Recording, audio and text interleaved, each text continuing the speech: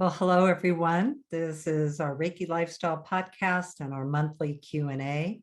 So we are actually here, Robyn and Danny and I and other people are here live today and asking questions live, making comments live, although it is recorded and posted later.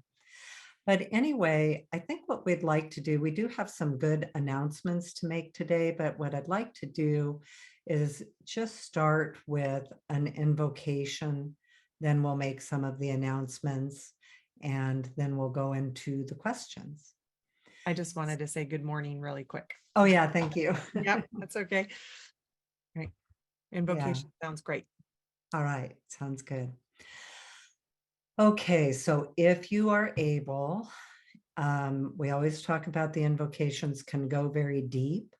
And so if you are in a position not to go deep, either make sure you don't go there, let it just wash over you, or maybe listen later. Go ahead and fast forward to when we start talking again too, because they can take you into a pretty deep Reiki type of almost like a Reiki session. So, okay, so go ahead. Those of you that are able, go ahead and get comfortable. Close your eyes and take some deep breaths. Place your hands in Gasho. Close your eyes. Breathe deeply. And open your heart, your mind, and your body to receive the life force and light force of Reiki, higher frequencies of love, illumination, and your own divine presence, awakening and revealing to you. Place your hands comfortably on your body if you can.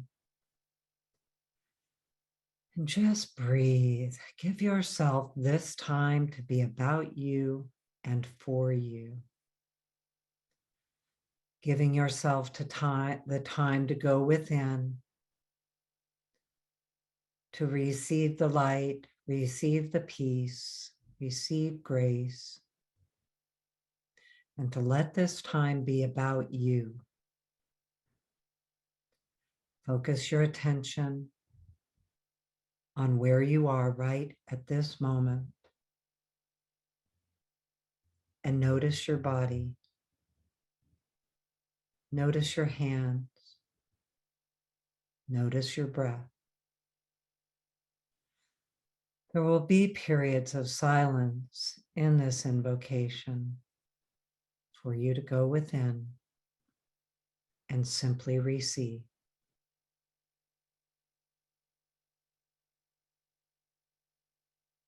As you breathe in the light and the power of love. And the power of love fills your breath. It flows through your body. As you breathe in and your breath and the light and the life force flows down the front of you past your throat, your heart, your belly, right through your root chakra and flowing upward now along your spine, over the top of your head, back down the front of you through your third eye, your throat,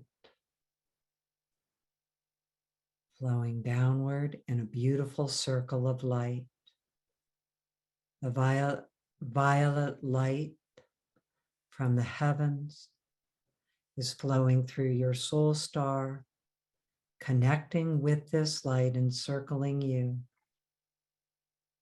down the front of you, through your root chakra, flowing up along your back, over the top of your head, back down the front of you, As you receive this violet light, awakening your own divine presence right here on your breath, flowing through your body. And as you breathe in the light of the earth as it flows upwards with all the colors of the earth through your earth star and through your root chakra, and connecting with the light flowing through your body, the violet light from above, the light of the earth from below, awakening, revealing the light within you. This is your spirit. It's vibrant, present, and right here in your body. Your body is made of it, the light of the earth and the light of creation, the essence of creation. And as you breathe in the light and the power of the divine mind and pure consciousness.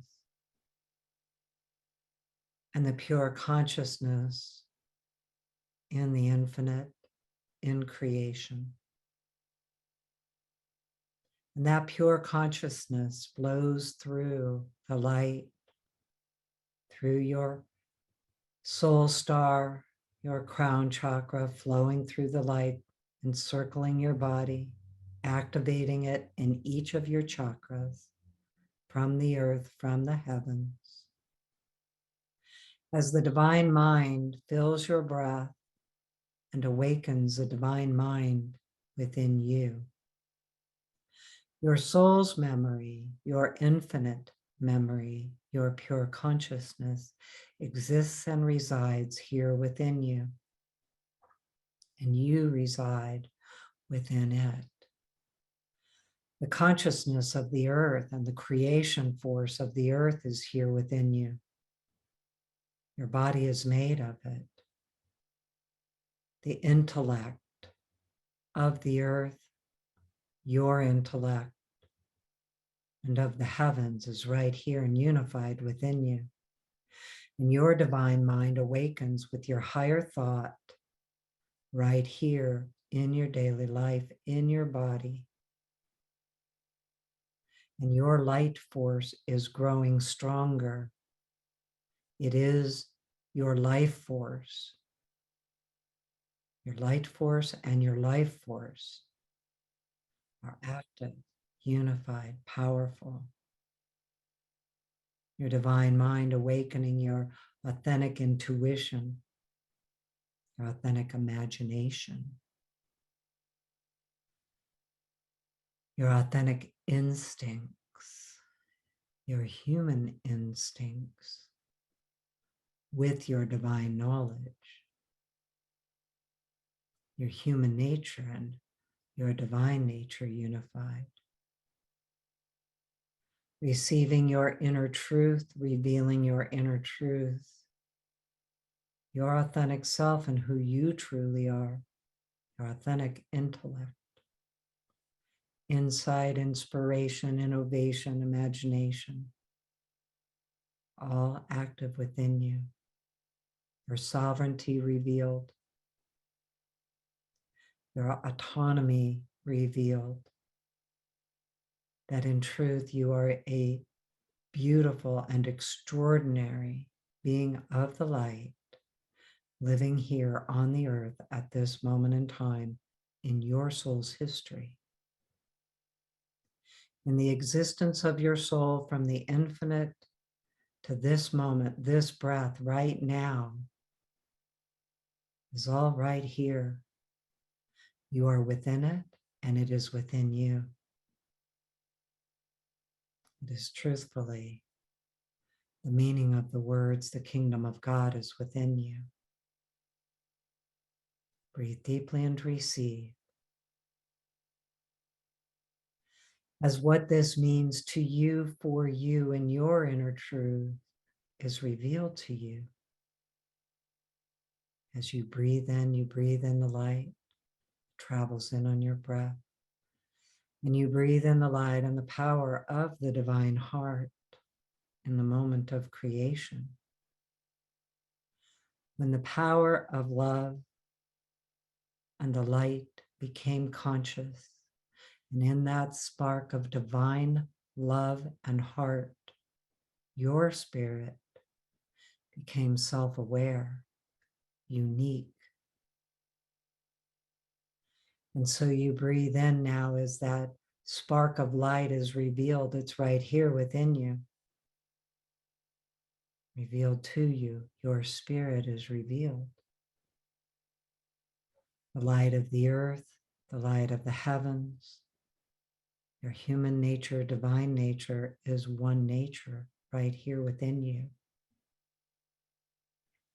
And you breathe deeply and your spirit ignites and your perceptions expand. Perceive yourself right now where you are at this moment in time. Be present right here where you are.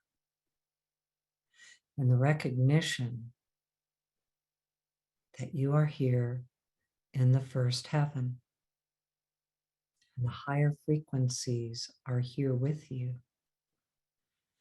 Breathe deeply now and receive.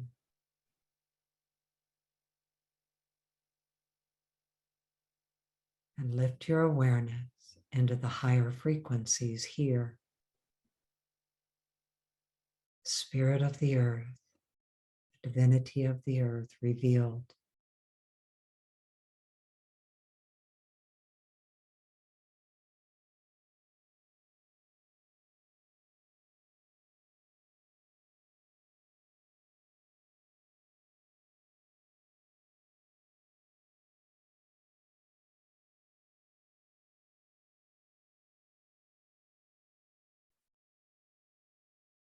Divine animal kingdom is all around you. Expand your perceptions and awareness. They bring with them the blessing fields for you to receive.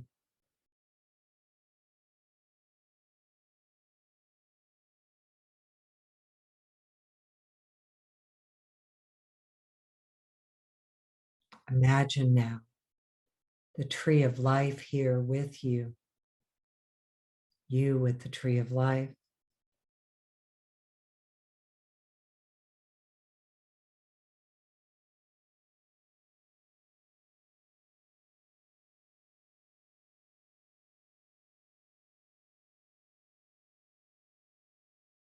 Imagine the roots encircling the tree.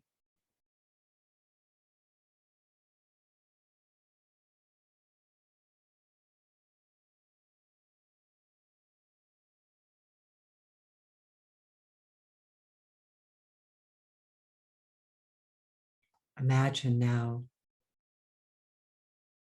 the branches reaching into the heavens,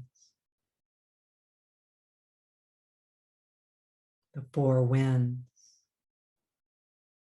gently flowing through the tree in a breeze.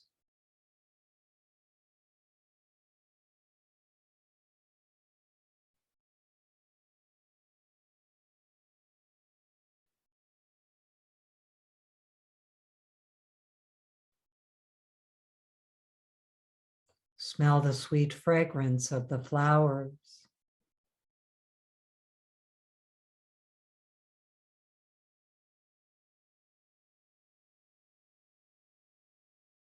Listen to the sounds of the birds in the branches of the tree.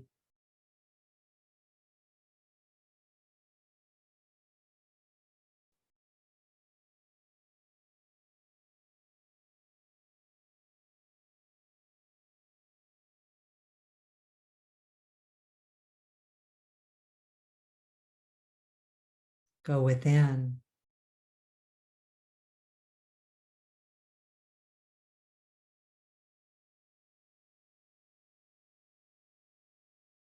And listen within you.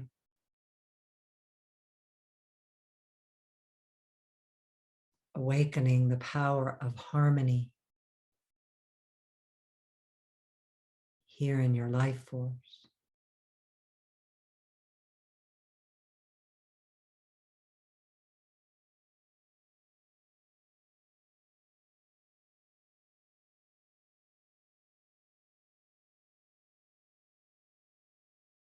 Light of compassion and the blessings are here with you and for you. Sonar, Halu, Hearth, Rama. Nosa, Yava, Shanti, and Kriya.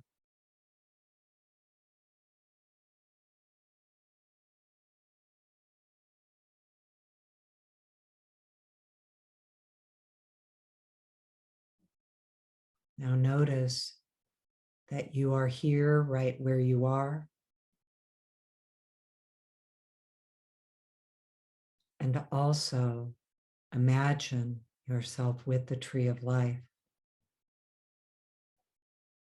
divine animal kingdom, the four winds and the songs of the birds, roots of the tree.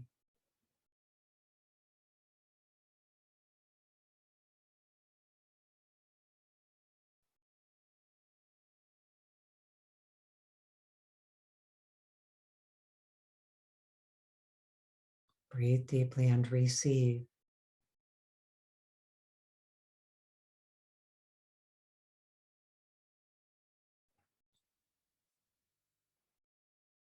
Rama, Rama, Rama. Notice your feet and how the light of the earth and the light of your feet are connected underneath you.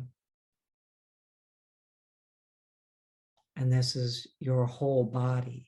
The connection flows up, connected with your earth star, the light of the earth, strong, stable like the roots of the tree of life within you.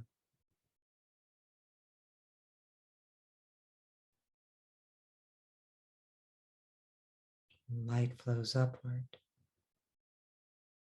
And through your earth star, your feet, your root chakra, up your left channel, your left hip, left shoulder, left side of your brain, your crown chakra,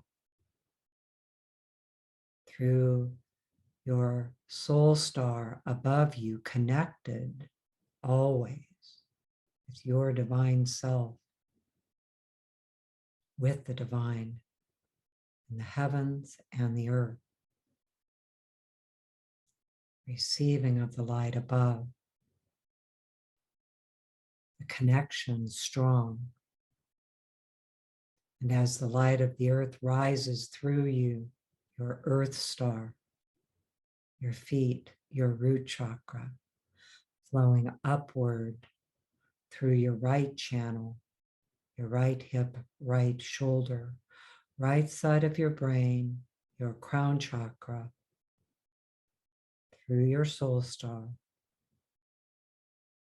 and the alignment flowing through you. Breathe deeply and receive.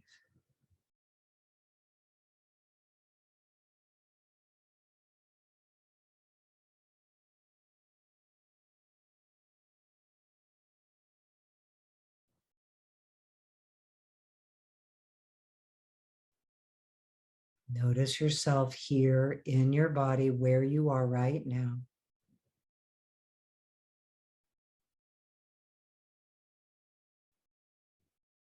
Now lift your consciousness to the tree of life.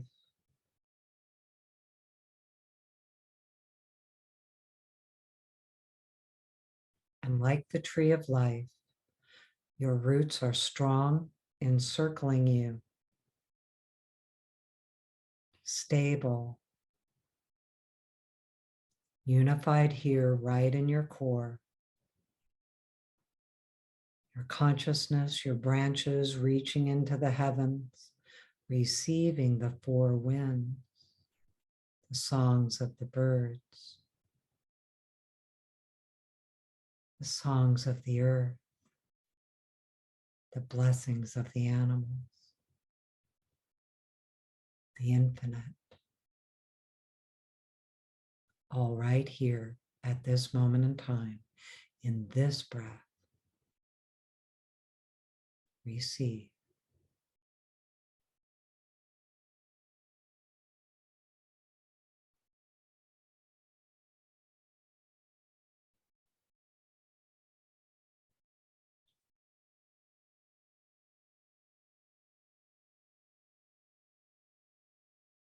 Light between all of your channels, solid, strong.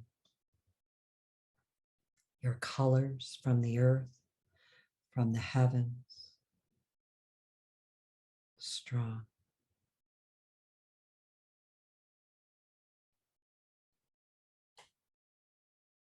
Your root chakra and the colors of red.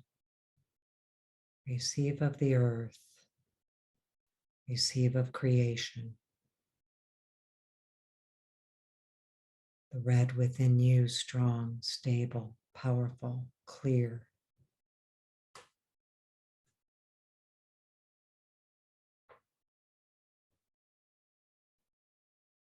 Red of your root chakra, and now the orange of your second, your sacral chakra, strong and clear, of the earth of creation.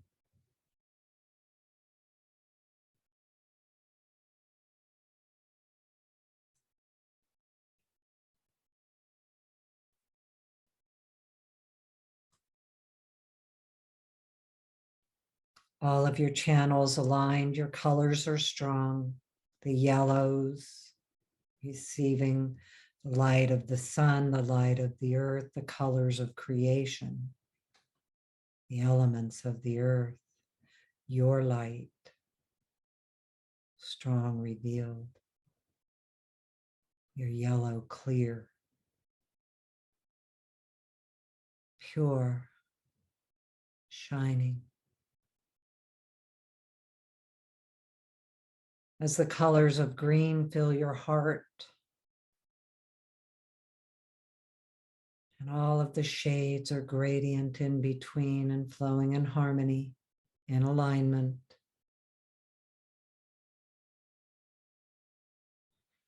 Breathe deeply as the greens are cleared and clean and receiving of the earth and receiving of creation, and your own heart strong. And now the blues of your throat, your voice, your message, your truth. The blues are clear and strong and powerful. And all of it is flowing with ease and harmony. This is for you. Imagining now yourself where you are and with the tree of life all at the same time. The light of the earth flowing through you.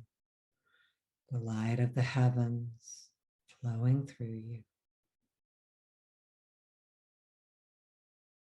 The four winds and the song, the animals, the harmony, the love, the beauty. When you listen, you can hear the river of peace flowing by.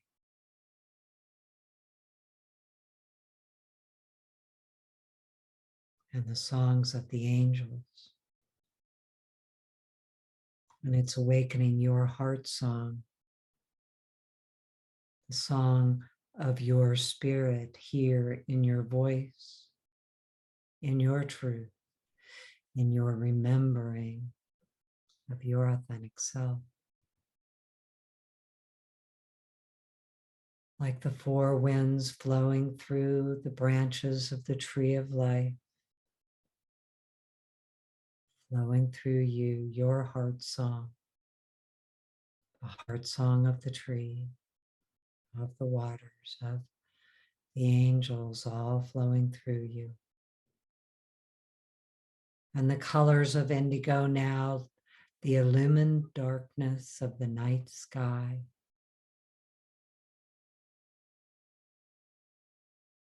The divine here in the present.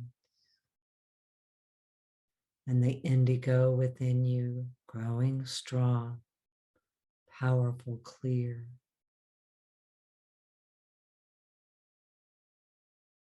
Beautiful.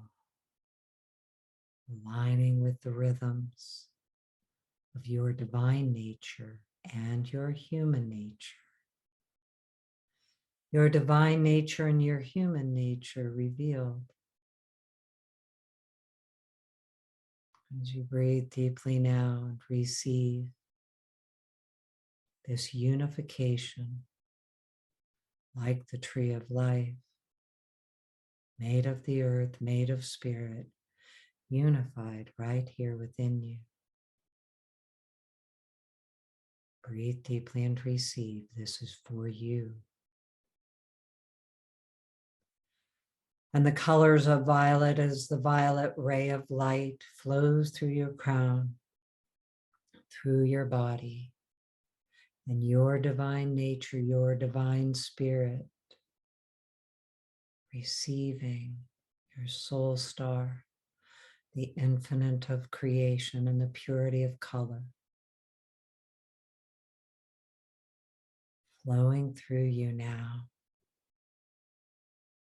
The elements and the essence of the earth and the ethers of the heavens, the earth, the fire, the air, the water, the electromagnetic fields, your own biofield aligned with the purity of your colors, strong, beautiful.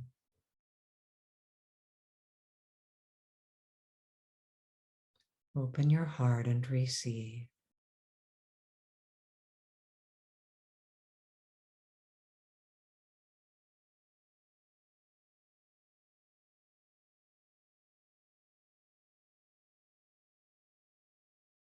And here in your imagination, notice within you your perception of the tree of life.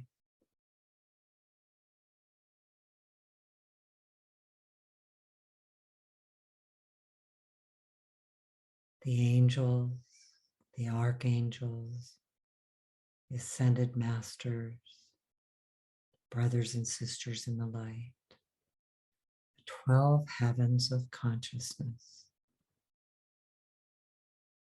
all awakening right here within you, embodied, connected deeply with the earth, the light of your feet, the earth star underneath you, the rhythms of the earth, the rhythms of creation, all beating in the same rhythm as your heart.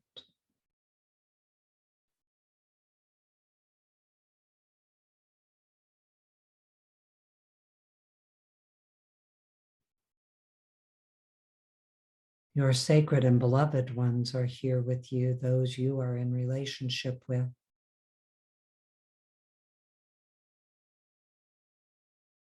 And your perceptions expand to the awareness of them in your daily life.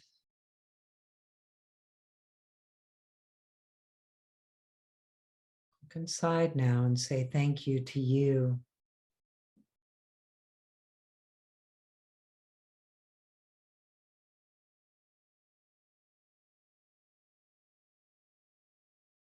We say thank you to each other. Those of us that are here live together and those who listen later in our divinely ordered circle. As we gather with these beautiful beings of the light, the power of the earth, to empower and contribute to wellness here on the earth.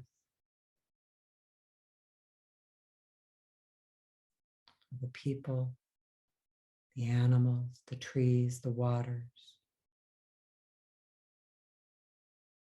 the earth itself. They contribute wellness. And together we invite the power of this circle and the power of love and well-being to all those who are struggling right now. We offer the power of this circle to all those who are thriving right now and all those in between.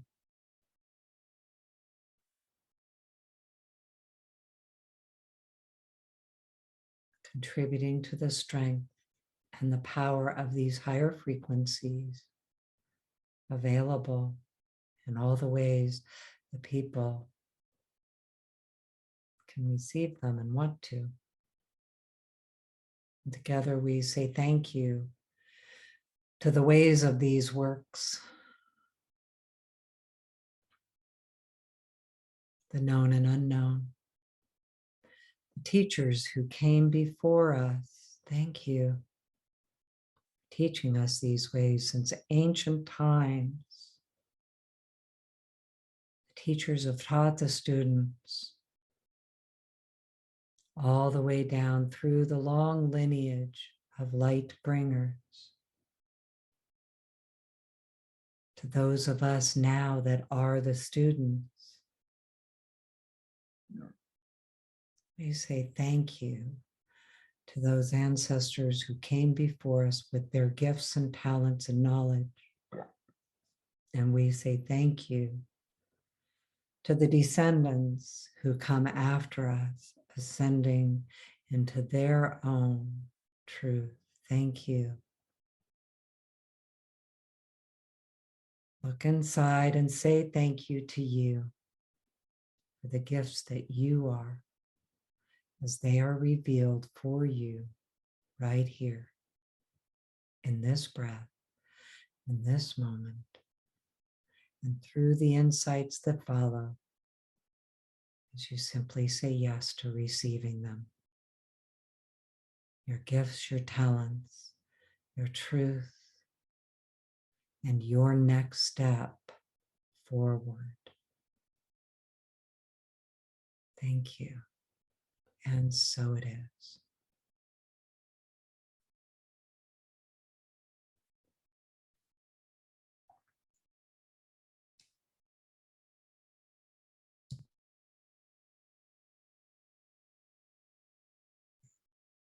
Okay, well, I think we'll go right into the announcements. Some of you may need to take a minute to come back, but of course we're recording live, so we'll go ahead and keep going.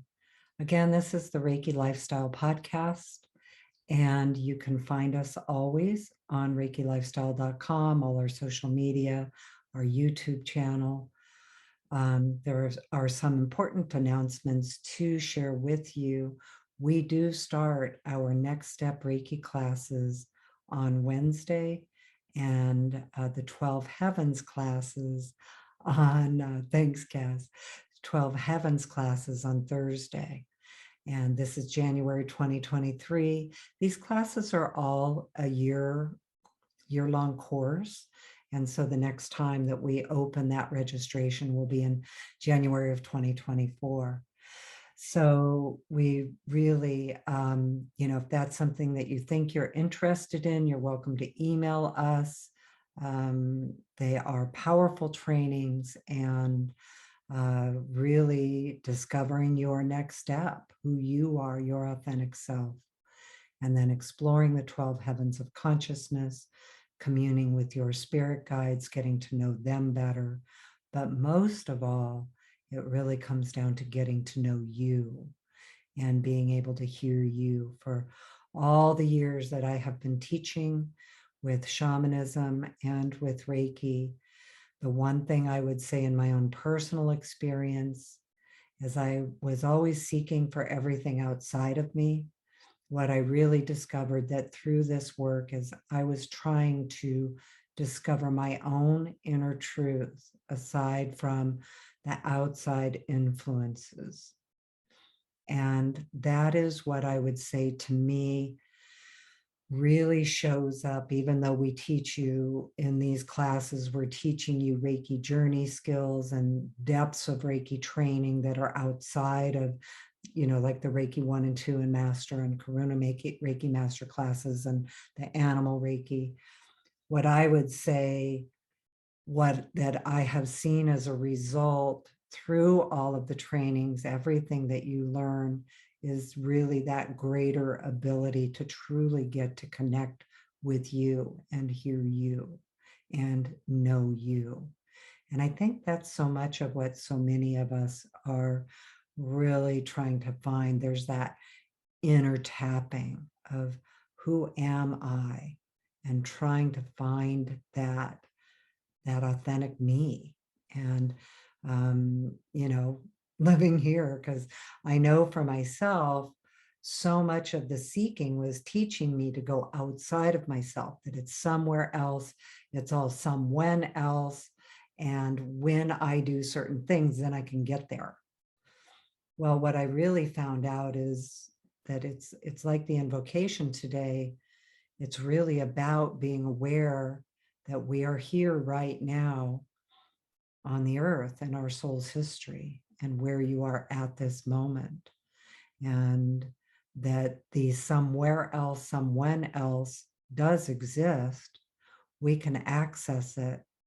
It's also important to always bring that access to here. This is where you live. And for Robyn and I, and all of our Reiki lifestyle team and people that are involved, we're really engaged in the awareness that this is applied spirituality.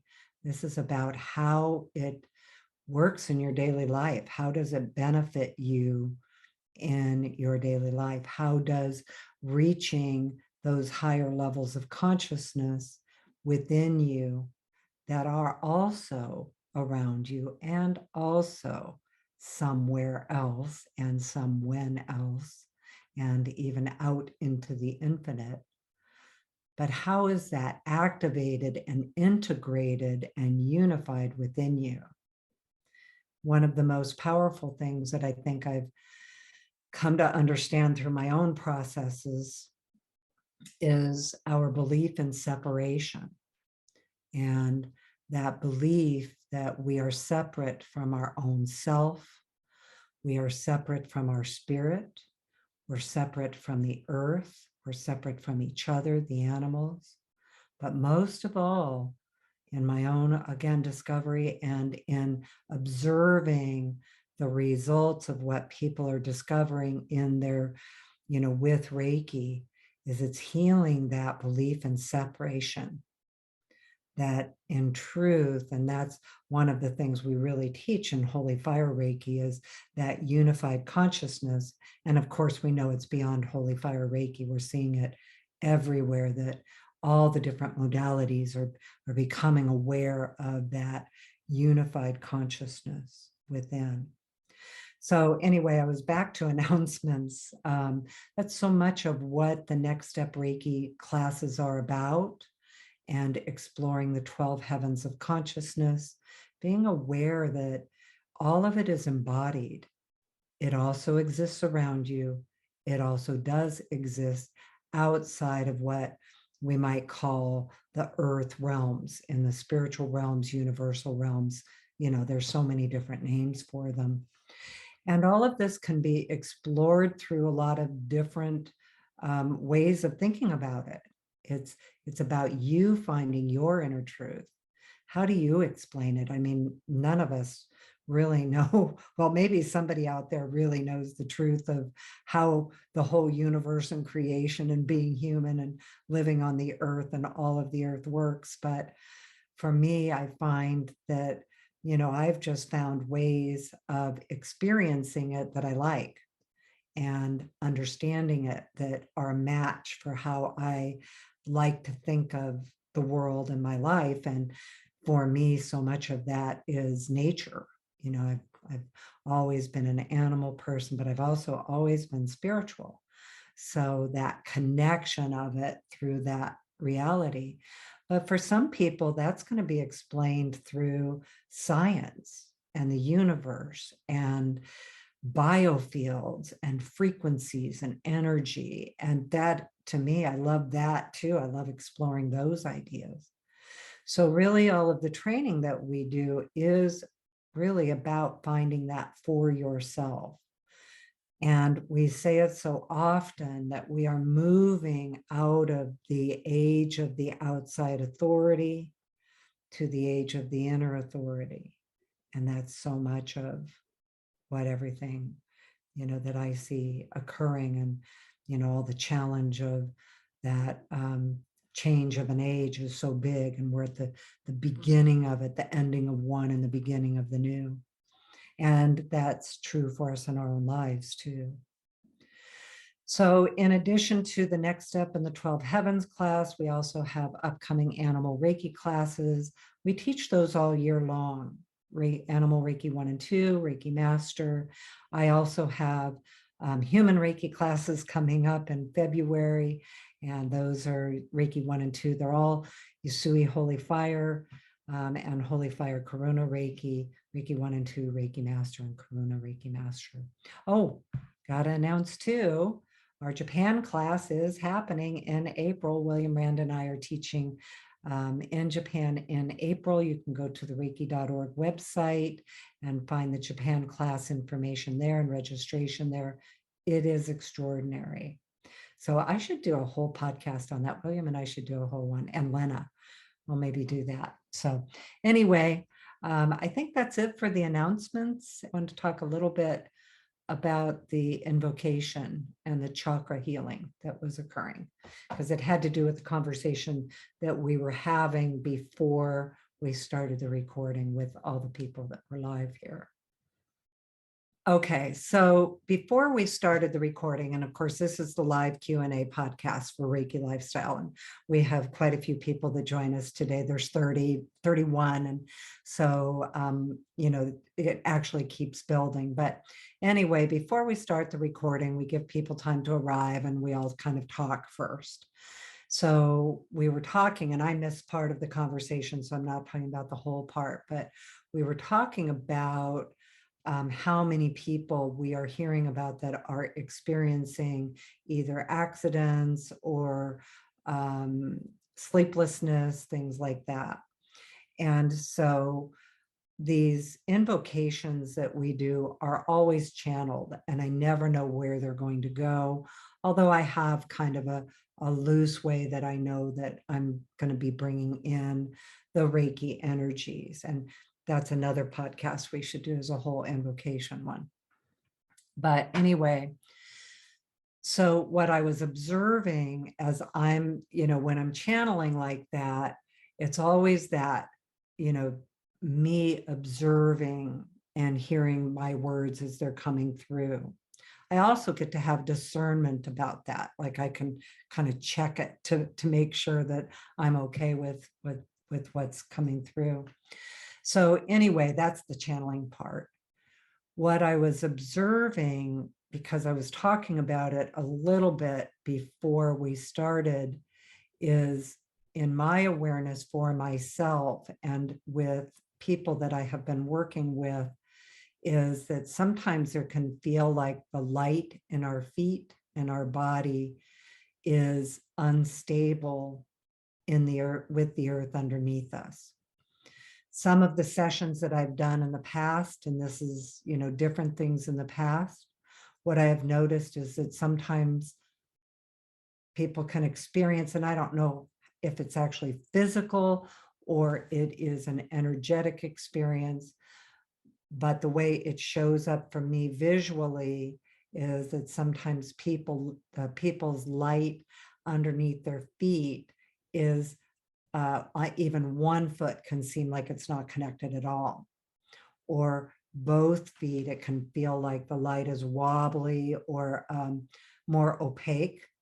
So the way Reiki shows up for me is in metaphorical vision. So I'm very clairvoyant, but my clairvoyance is metaphorical. So I don't think of it as exactly literal, that what I'm seeing. It's always to give me an awareness of the conveyance of the message.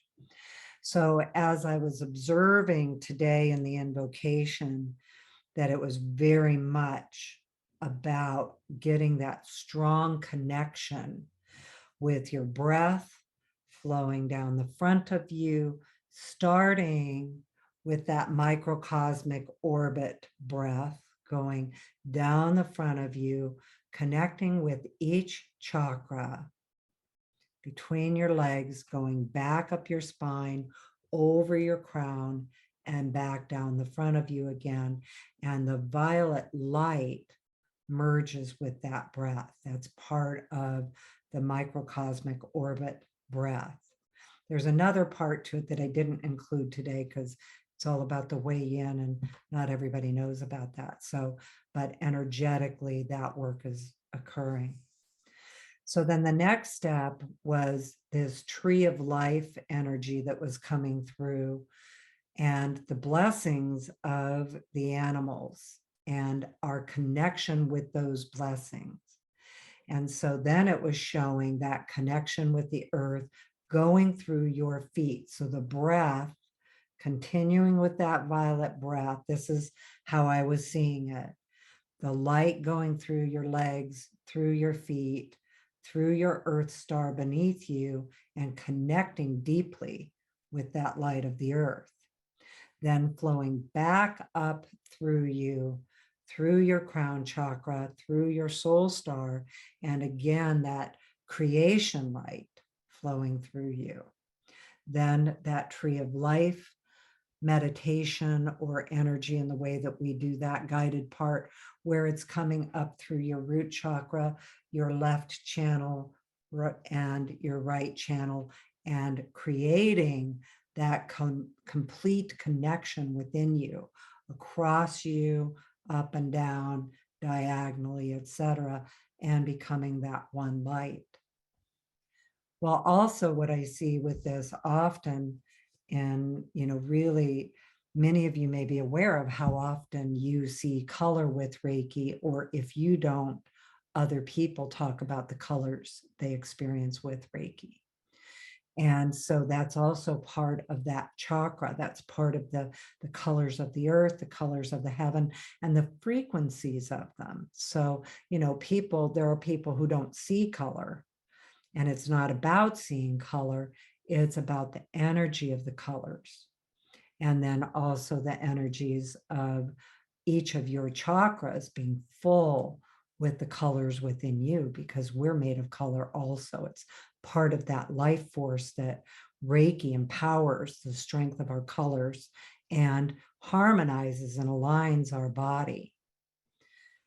So that's what I was observing. Then the other thing was because of M's question about imagination and why we talk so much about imagination. And so as it was showing that tree of life, having you imagine it.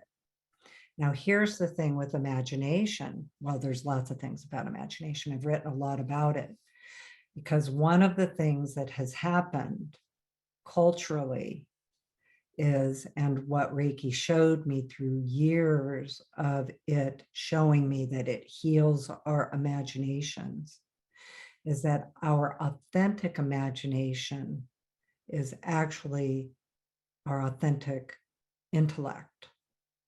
And we have been taught that imagination is what we use to make things up with.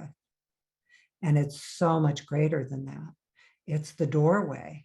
It's, if you think about, when we are doing things like Reiki journeys and we're imagining ourselves going over a bridge of light and we're traveling to spiritual realms, well, yes, they exist, but we're accessing them through our imagination. And our imagination is where everything starts. The biggest piece of it is each of our imagination shows up differently for each one of us. So for me, my imagination shows up in that kind of clairvoyant metaphorical vision. I also hear it, but not sound. I think it, I guess, is better, that clear intellect. I'll think my imagination, or I narrate my imagination, maybe is a little bit more accurate. So I've learned through my Reiki training how my imagination actually works. And that's part of not meaning to go back to next step, but that's part of what we're teaching. And that's part of what Reiki does, is it actually activates that part of us that can perceive. And that goes hand in hand with our intuition. That's why in the clair senses, we have all different clair senses. So many people think that imagination should be visual, that it should be clairvoyant. It also can be clair intellect, which is you think your imagination. Your imagination may be very logical and analytical, and that is as powerful as a creative imagination. Same thing, intuition, imagination, they go together. And instincts actually are in that mix too. So in the invocation, what was showing up for me was to actually describe that tree of life, so that each of you, as you were hearing it without thinking about it, could notice how that showed up for you in your imagination. One of the exercises that we do is called the red rubber ball. And we have, for those of us who grew up, and I realize we have people here that didn't grow up with playgrounds with red rubber balls that make a particular sound, have a particular smell, and we close our eyes and we imagine playing with that red rubber ball, bouncing it and smelling it. And then we even have people taste it, which is, I always thought every kid did that. I was one of those kids. I was always, never thought about the dirt or the germs. drove my mom crazy. But anyway, I'd have people taste it. And, some of you never would do that, but for me, I did. And it always had that kind of gross metallic playground red rubber ball taste. But anyway, going back to the imagination and the intuition, it really is part of how Reiki heals us, works with us, and reveals to us our expanded realities. It's also how we receive what we want to create, how we want to create things. It's all part of our manifestations. It all starts there. So I was observing all of that in the invocation and observing how deep that was to embody it. And I loved the way it kept bringing you back to go to where you are right now, like notice. And for me, I was noticing I'm sitting in this chair right now, and I'm right here right now, this breath right now, because it's all working together. That's that unification. And that's that part of really experiencing things without that separation, that it's all right here. So anyway, I think that was everything I was observing and then wanting to say about that, because I think it's also then going back to, again, some of the things we were talking about before we started the recording, and then also the question about utilizing our imagination in our work and getting to know how yours works. That's the key, because it's all different for everyone. So a lot of times what I observe with intuition and imagination is that people try to make theirs fit into what they think it should be. So as Reiki comes in to heal that, it helps us let go of those preconceived ideas of what our imagination should be, should look like, how we should receive it, interpret it, know it, that then you move into how yours works. One of the biggest ones is the clair intellect, where people think that their imagination, if you're a logical thinker or an analytical left brain thinker, a lot of times people think you're not, dialed into your imagination, because for you, you're looking at what is real and tangible, and imagination, we've been taught, is how we make things up, the things we make things up with. Well, it's so much bigger than that. And so that's what Reiki is constantly doing. I actually wrote an article about it because it was one of the things I observed Reiki, that it was in all of the work I was doing in the spirit reveal and the soul retrieval, and then in all of my days as a practitioner, it was really showing how many of us have had our imagination shaped by our culturally created self,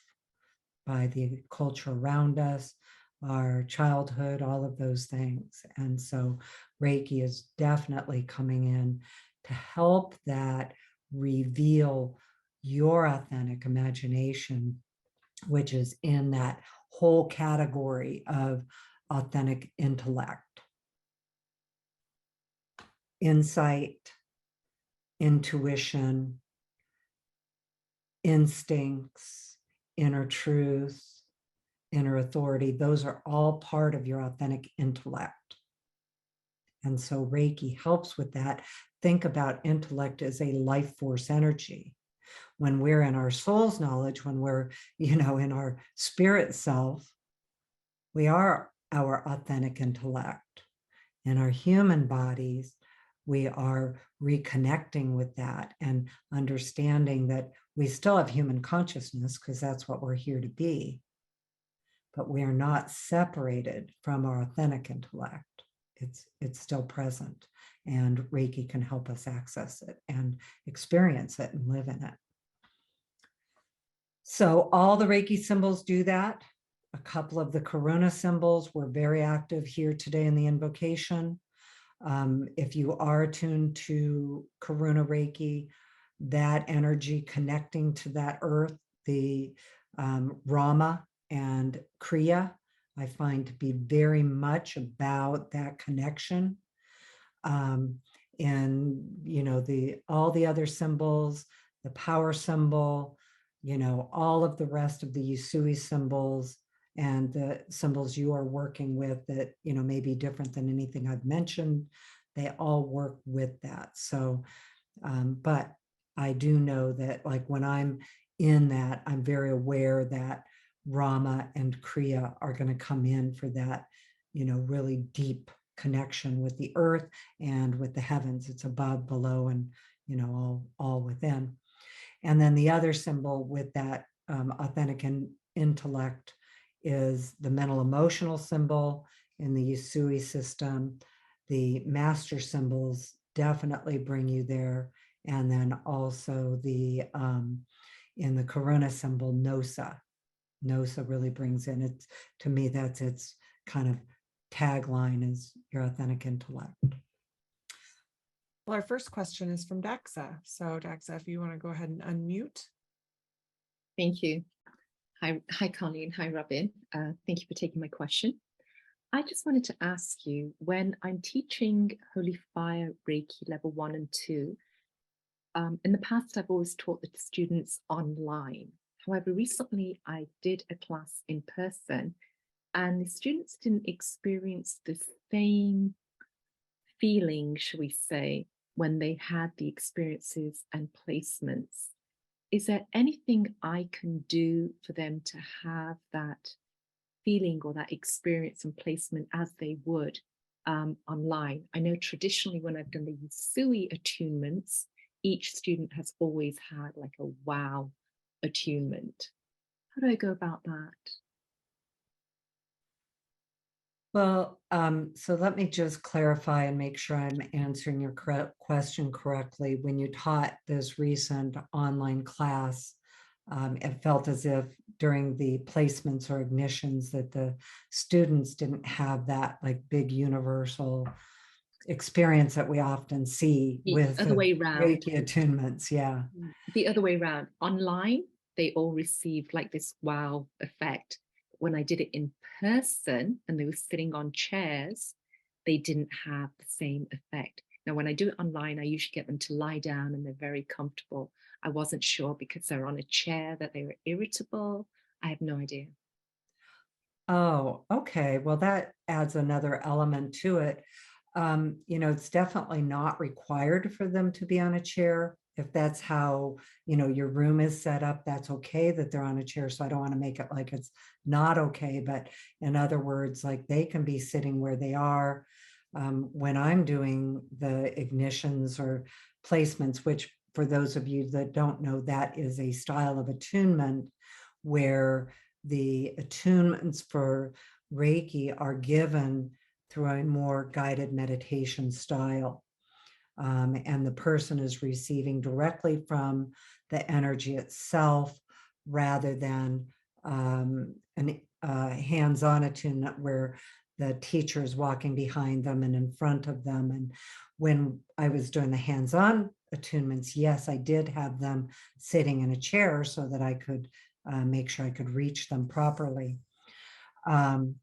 In the way that I do the ignitions and placements in my in-person classes, which I'm still online right now, but in my in-person classes, is I actually do give them the option of laying down.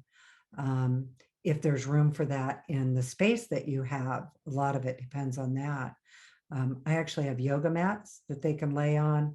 If the tables are up, they can go lay on the tables, or I've specifically have really comfortable furniture and I just let them be comfortable.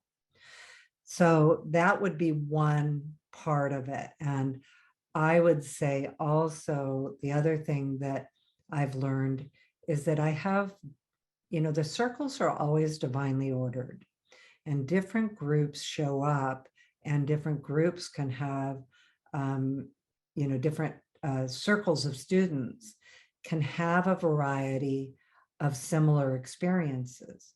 So I can have a whole circle of students that it shows up really powerfully for them and they want to share lots and talk about it all. And it's these big aha moments and that universal perception that can happen. And then I also have circles of students that show up that don't have a lot of experience, like, that big universal experience. And so what I've learned with Reiki is it's all orchestrated outside of me. And what if I have just simply, provided the space to provide the ignitions, the placements, that they will have the experience that is theirs. And sometimes people don't have the big aha experiences. Sometimes those either show up later or they show up in ways that are unexpected to the person. And again, kind of going back to that awareness of how someone's imagination or intuition or empathy shows up for them, a lot of times it's showing up in a different way than that big experience. It can show up in so many different ways for each person. And a lot of times people are learning how to connect to what that is. As a teacher, I have learned to just observe the different circles and allow it to be what it is and know that Reiki is working and none of it really is dependent on what I'm doing. It really is working with that student individually. I had one class that's really memorable to me where everybody that came was an engineer. I had 5 men engineers and 1 woman artist. And the way we talked about things was so different in that circle. And for them, the experience was so different in that circle than, some of what I was used to. So I've just learned to allow it to work for each person how it does. And not that I don't question it the way you're doing. I mean, that's normal. It's also normal to have the discussions with others about, hey, what do you think about this? Is there something else I can do to make that different for people? But mostly it's really about the person themselves. And there's always a learning in it for them. So, it's like when you get into it and you're in the middle of a deep, whatever it is, either invocation or attunement. And I've had this happen. One of the ones I remember I was teaching in a hotel in San Diego, and it was by Miramar, which turned out, I should have known, but grew up there, was the Air Force Base. Every few minutes, the jets are taking off right overhead. Well, then the next day, I was doing an ignition in the morning, and somebody was checking out of the hotel and going back and forth to their room. And every time they got out to their car, they clicked the button, beep, beep, beep, beep, beep, beep, the unlock button, like 6 times. And they were back and forth through the whole ignition doing that. Well, I finally just started cracking up because it was like, it's open, it's okay, it's open. And so then everybody else laughed, but we didn't redo it or change anything. We just went into that was part of the experience. And there's something to learn in that experience of, I could have been upset. I could have tried to do something about it. And instead, it all came out and we all received humor in it. And that receiving of that energy of humor was also, something that was really valuable for us to receive. So I think what I would do is just, definitely one class is not indicating anything that needs to be done differently, other than, yes, if they are able, the way your room is set up, if they are able to just stay comfortable, it's totally appropriate for them to do that. So it's, yeah, I don't know. I just let people do what they do. I know other people are more strict with those things. For me, I'm just letting them receive it how they do it. All of those ways are correct. So if somebody is more like, well, no, to me, it's very important that they're sitting properly and receiving properly and very attentive, and everything in between. However you run your class is totally right for you. And I just believe that Reiki orchestrates the right students to the right teacher. And so, Thank yeah, you. I appreciate just do it that. your way. You're a very experienced teacher, Taxa. And so I would just, do things how you do them and know that Reiki's guiding you and guiding your students to their experience. Yes. No, I appreciate it. Thank you very much. Yeah, thanks, Taxa. All right, Em, you're next. Thank you for the response to the first one. My second question is slightly a technical one. How do I manage, or, and you kind of spoke a little bit about it just now, Colleen, constantly being interrupted during a session. Yesterday, even though I have signs on the doors and the doors are shut, that doesn't stop people from coming in. It almost seems to attract them, similar to like when I was younger, a young parent, as soon as I went into the bathroom or picked up the phone, boom, I had little ones around my ankles and felt like I couldn't get anything done. And yesterday when we were in the Reiki share, it kept happening. And I made myself wrong because I got upset, and I'd be interested to know how people deal with that. Well, first of all, the feelings are normal. It is normal to be like, come on, seriously. And the same kind of the same feeling that you describe with the kids at the bathroom door. And for those of you with very attentive dogs, also your dog's at the door, or Danny's shaking her heads up, must be her cat's at the door. So, oh, and Kaz too, yeah. Animals at the door too. So in that same way, you can have those feelings. And so cutting yourself some slack for that. I do use Reiki in the moment to help with that part of it. Also to go to the place where Reiki is doing the work, regardless of how you feel in the moment. So even if you are struggling with it, know that Reiki is still doing the work both for you and whoever is there with you.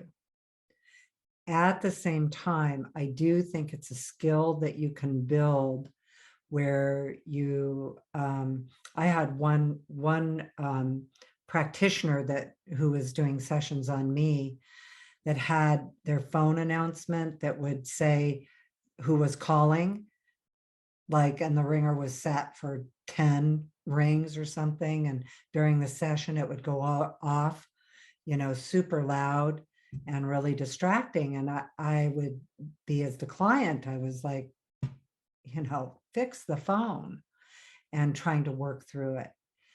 I did have to teach myself to manage myself for my own benefit too, to learn how to just be okay with the distractions, do what I can to fix them, but also to be able to stay present in them. And it's one of the things we teach a lot about animal Reiki, because when you're in situations with animal Reiki, you're really commonly in a place where there are a lot of distractions. And the same with, I know you do so much with animals in the ocean. And you can imagine there, if you think of that same thing, where of course you are fully aware of yourself in the ocean with the animals, and there's lots of things going on around you that you have to pay attention to. It's still the same thing in your human world. But again, validating that it is distracting, and it is like, sometimes you really do have to work through it. And then do the things you can to change that, like you say, if you can, to the best of your ability.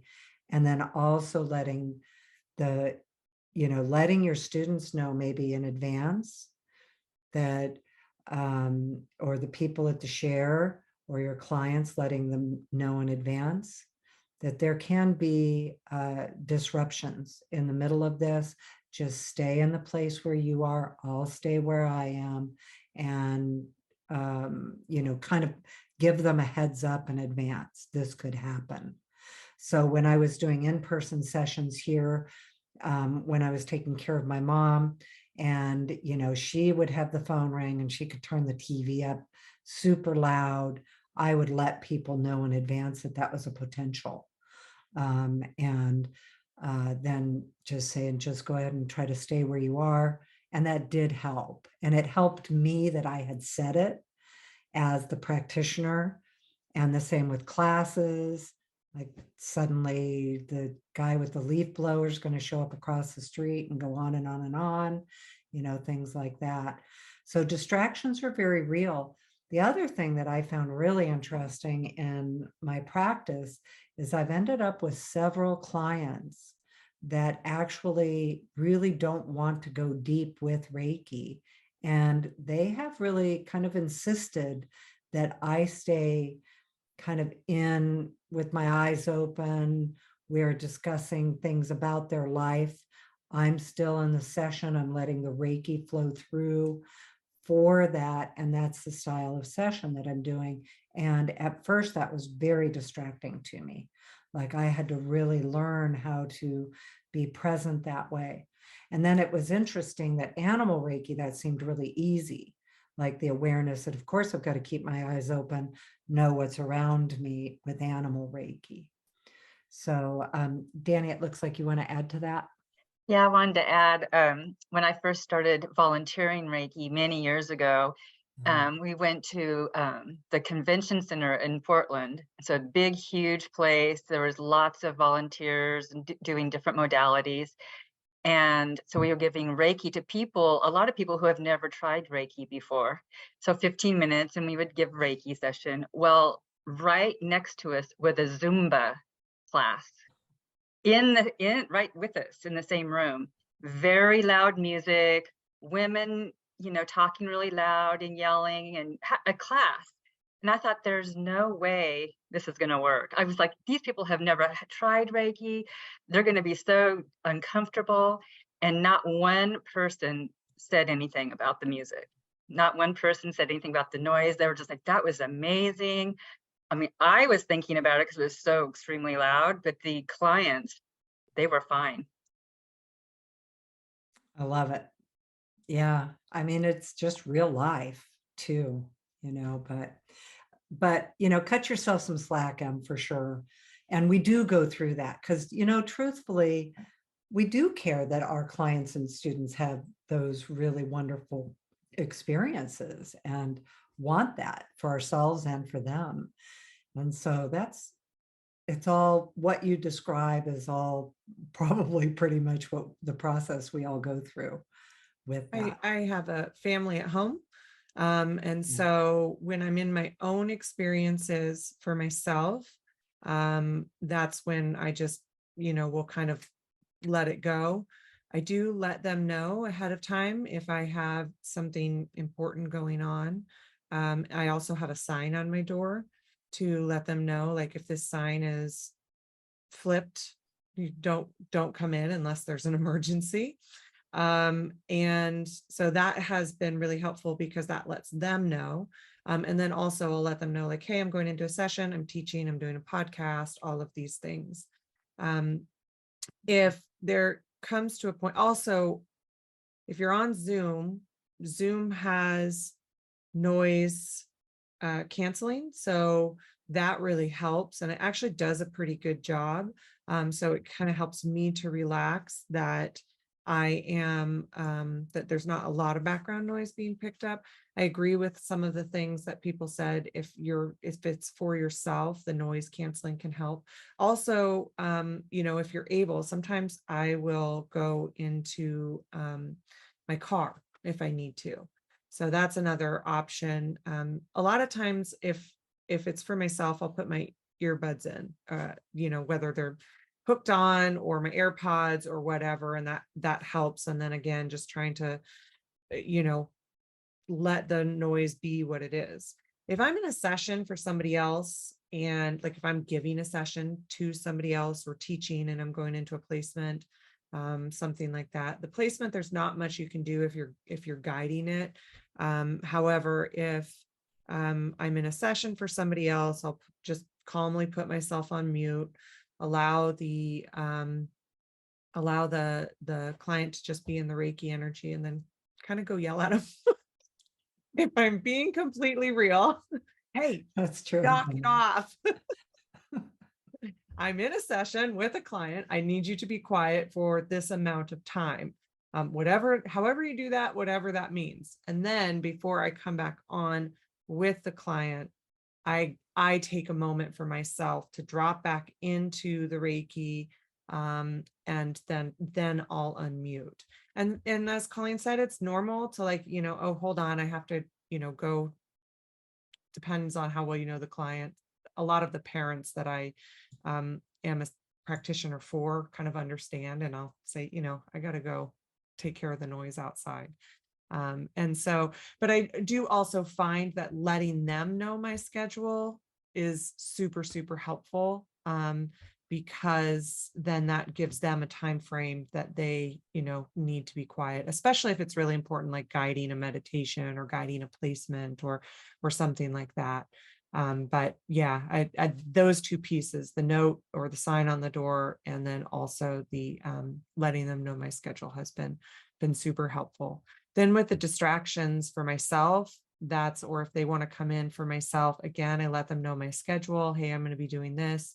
If they come in, I just, ask them to leave, and just try to drop back into it. If it happens consistently, I'll definitely go into my car, and my car is a no disturb zone. And so that can be helpful too.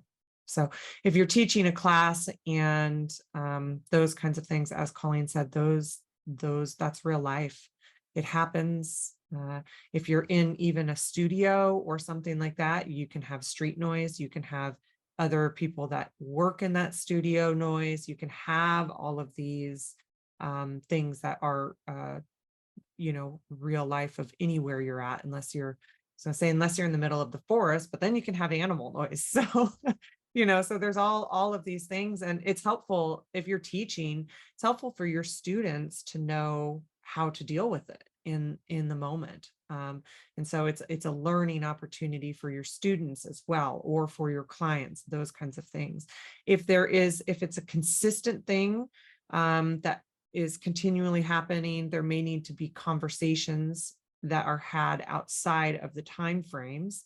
And I know with like young kids, it is inevitable with those kinds of things. And like you said, with them, you get on the phone and it's like every time, hey, hey, hey, hey, but I find it helpful to have conversations outside of the moments when it can add to the stress of the moment, and let them know kind of my expectations.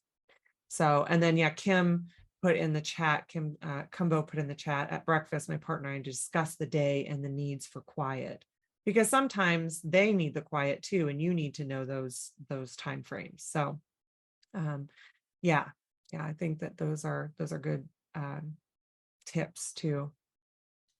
Yeah, and the one in your world that crosses your sign most often is your cat. Oh, every time. Like, it's like I want in, I want out, I want in, I want I start the day, or the especially the energy work, and it's just like immediately at the door or the window. Yeah. They just, often bringing you gifts. Yeah. It is. And for those of you that have seen Robyn jump up suddenly, the cat, the bird. Yeah.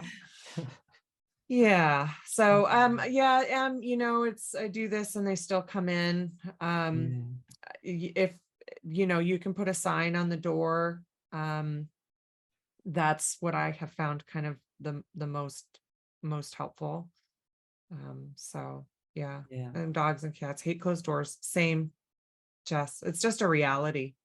They don't like the closed doors. That's even worse sometimes. So, yeah, for sure. All right. Wanda, are you still here? I think you had said that you had a question. Go ahead. Thank you. I am still here. I wanted to comment too about learning about Zoom for the way you guys describe what's the problem is and how to fix it. That is wonderful. I really appreciate that you guys do that. I had a comment around animal Reiki, and I have a dog that she would become so extremely upset around noise, particularly like if it was fireworks. She was uncontrollable, inconsolable in any way. And where I live, people love to shoot those off, particularly around the 4th of July, around Christmas, New Year's, school ending. I mean, it's just nonstop here. And it was to the point where I just was beside myself because I couldn't calm her in any way. And I took the animal Reiki class, and what a huge, huge difference.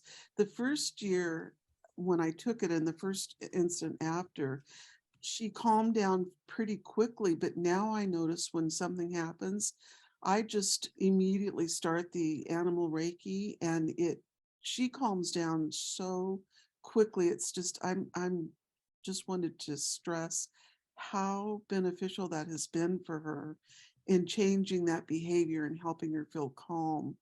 And for me, when I took the class, during one of the exercises, I could feel my heart opening, actually opening.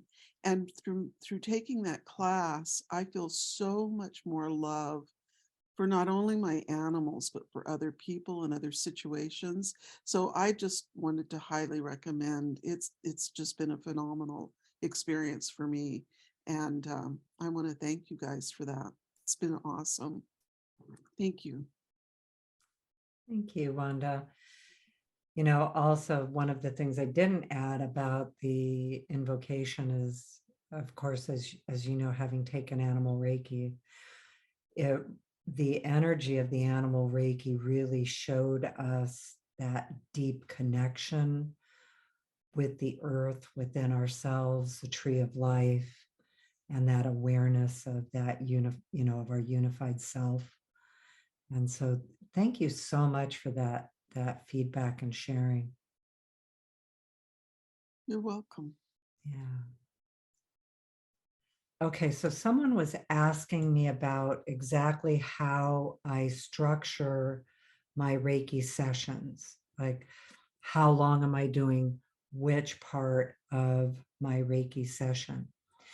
And this goes in conjunction with some other questions that we have on our agenda, is that one of the things that I've really learned with Reiki is that it's going to be different for each client, each student. There's still a structure that I like to use and prefer to use. However, when I'm doing a Reiki session, the way that I do them, the time spent in each part of the session is very unique for each person. Now, some people need to have their sessions very structured, like this is exactly what I'm doing, this is how much time I'm spending, and this is how I do my session, and it will take this amount of time. When I was first trained in Reiki back in 2000, that was the way we were required to practice Reiki. And we were required to follow the exact hand positions of over the eyes, the ears, top of head, Mrs. Takata's foundation treatment, hand positions, and required to only do each hand position for 3 minutes. So not less than 3 minutes, not more than 3 minutes. And so we had music that would chime every 3 minutes, and we would follow through that. So my sessions were far more structured, where I could predict exactly how much time each section was going to take. And I could say, this is what I'm doing. This is how long this part will take, how long this part will take, and how long this part will take. Well, for me, when I learned that Usui Sensei practiced a very intuitive style of hand placements, and that the hand placements I had learned were not required to practice Reiki correctly, although they make sense, and I still use Mrs. Takata's hand placements because that makes sense. But the difference is that each way that I'm doing things now has intuition mixed in it. So for me personally, the way I'm practicing, that can be flexible and fluctuate with each student or client. However, if you as a practitioner are more comfortable with establishing exactly ways that you do your sessions every time, that is absolutely also appropriate. So there's no one right way. But then if you really want to know how I do my sessions, is right now all my sessions, and they have been even before the pandemic, are all online, but even when they were in person, I start with an invocation. Typically, I've done my preparations before the session is starting, before I'm even, in person with the client, or online, I mean in person. And so I start with my preparations, and those can take minutes to 10 minutes, depending on, where I'm at in my day and how much time I have for that. Then when I'm with the client, I will explain to them the format that I'm going to use, which is what I'm going to explain to you right now. is that typically what I like to do is I start with an invocation, and the invocations can be short, they can be long, and that's what I mean. For me, that's flexible. So sometimes the invocations are very quick, sometimes they're long, like today's. I didn't know starting out with that, whether that was going to be long or short. So it's flexible in the way I do things. But you could choose to have an invocation that you do that's the same, and you know how much time that's going to take. And that's also appropriate. So that's always how I start before we have a conversation.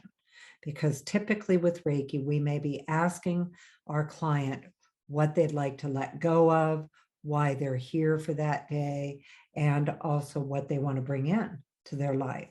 So that's what we call an interview process. Again, that could be really short and that could be long. Now, remembering that if you're not a counselor, I'm not a counselor. So that part of it for me has a very specific way that I'm working, because I'm very aware that I am specifically engaged in what they need for this Reiki session in that interview part. Then we go into the third part of the session, which can be if I'm in person, doing the hands-on Reiki sessions. If I am at a distance, then I use my surrogate and I'm still using my hand placements. Personally, I'm a channeler. My sessions are spoken out loud. We just sent out an email with our Reiki sessions. Robyn, is that going to be published?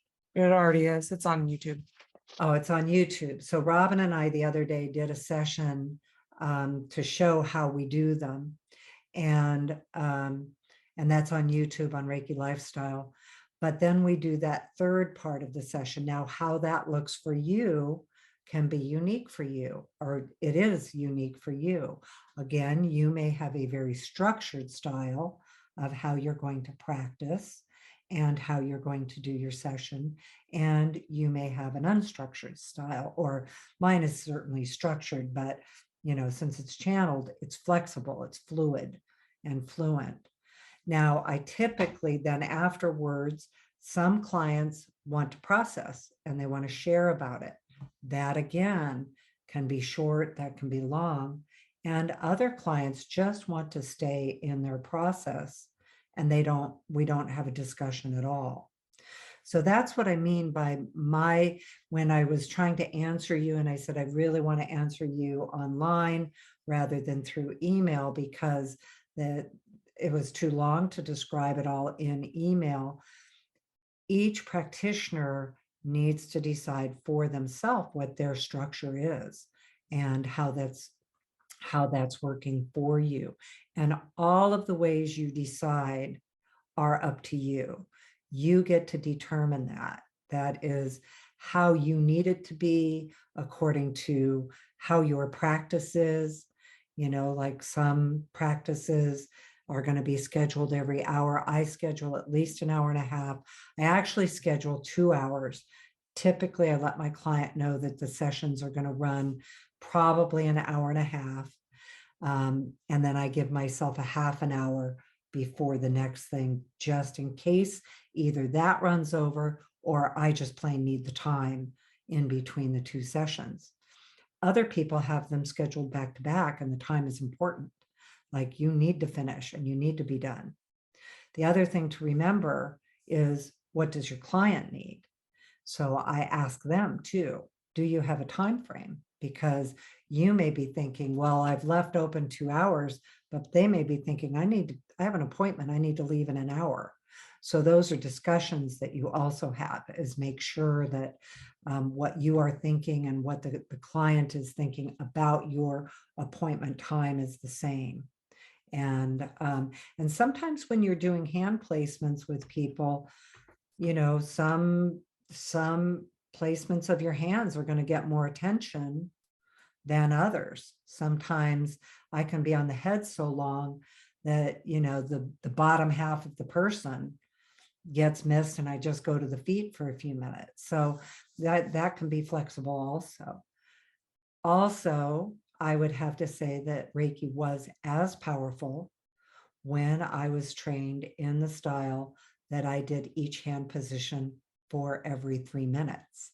So it's not a better than, it is a better than for me as a practitioner and how I like to do my sessions. Equally, Reiki did the same work, regardless of the techniques I was using or the time spent. Also, there's times that you have to cut it short. Maybe you only have that 15 minutes that Danny was talking about. Or maybe the person has 10 minutes, or maybe you have a half an hour. Reiki will work within the needs of the client and of the people. All right, Elena, you're up. Thank you. I have it's a specific question about distance Reiki, and specifically about yesterday's Reiki share. I usually don't use the surrogate. I just hold my hands to the screen, and that's how I usually do when we have the Reiki share. Yesterday, I was called to use the surrogate. But not only that, at some point when I started, maybe 5 minutes into it, it was a very strong urge to hold the surrogate very close to my body. So basically hugging it, almost all the rest, I was hugging it. And it was very unusual and felt quite weird for me. And I also was doing kokiho, the exhaling the symbols into the surrogate, basically touching it with my lips. So basically kissing it and exhaling the symbols into it. The video was off, but I still felt it felt weird and I felt uncomfortable. And if the video would be on, I wouldn't have done that. So my question is it appropriate at all to do things like that? And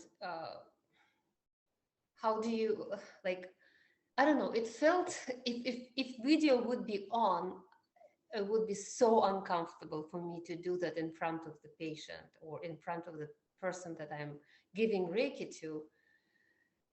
So how would you manage that, and if this is appropriate at all to do? Well, first of all, Alina, it's totally appropriate. The next part of it is, as the practitioner, you do get to decide what you're comfortable with and what you're not comfortable with.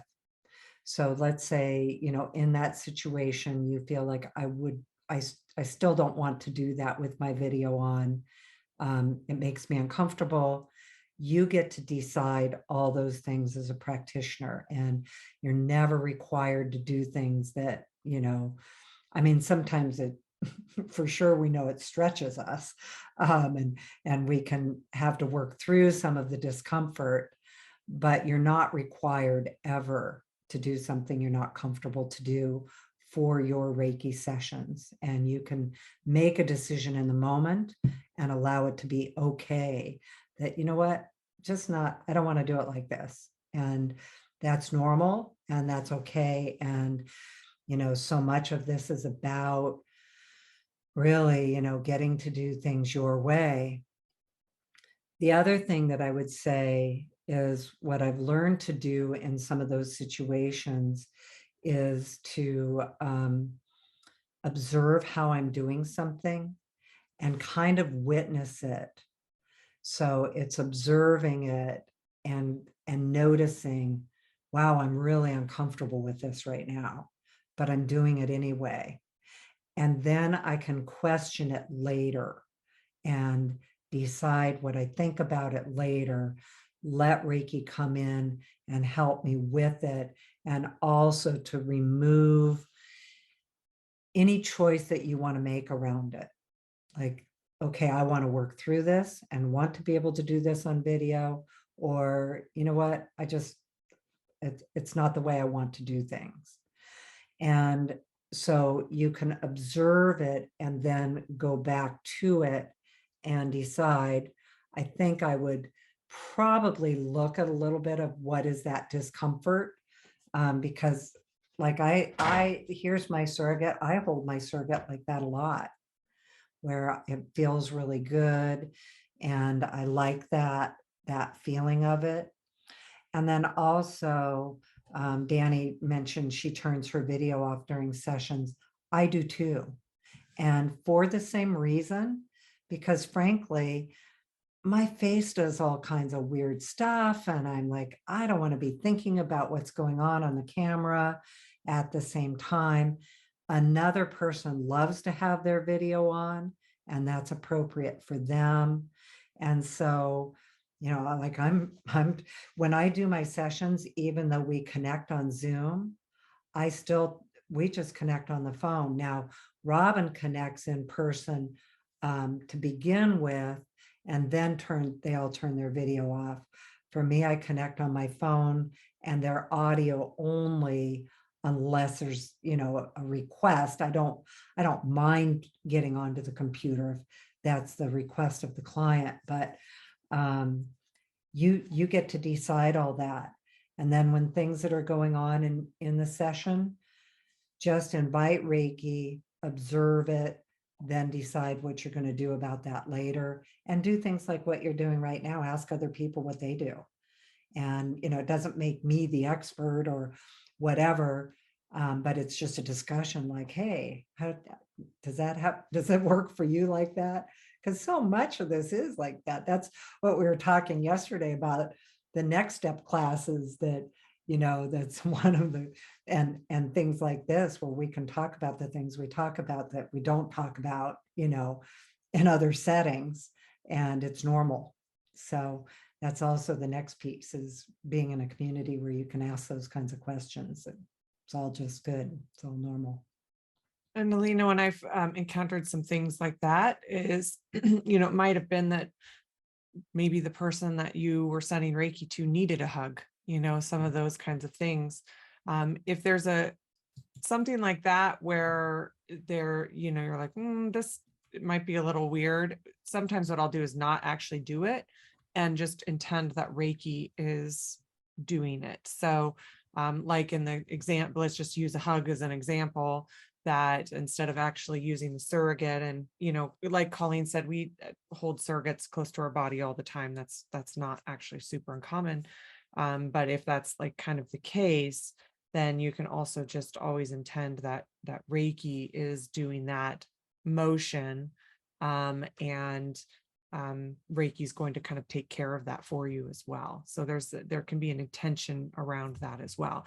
Like in the times where we can't do Reiki or Kokiho or things like that, like maybe in a volunteer time, like we can still send Reiki with the intentions that, let's say you were called to use Kokiho for a reason, which is Reiki with your breath, that you were called to use Kokiho for a reason, but you can't. That would be a time where you could just have that intention, like, okay, Reiki, I need to kind of imagine that Reiki is using my breath in this situation, and Reiki is intelligent, so it knows where to go and what to do. Yeah, that's super useful. Thank you so much. Thank you, Colleen. Thank you, Robyn. Yeah. All right, so we're going to go ahead and wrap up. Thank you all so much. You can reach us at reikilifestyle.com. All of our emails are either Danny, Colleen, or Robyn at reikilifestyle.com, and our social media. Thank you all so much for being here. We always really love the discussions that we get to have with you. I know we could do it all day. Yes. All right. Many Thank blessings. you, everybody. Thank you. Bye now. Bye.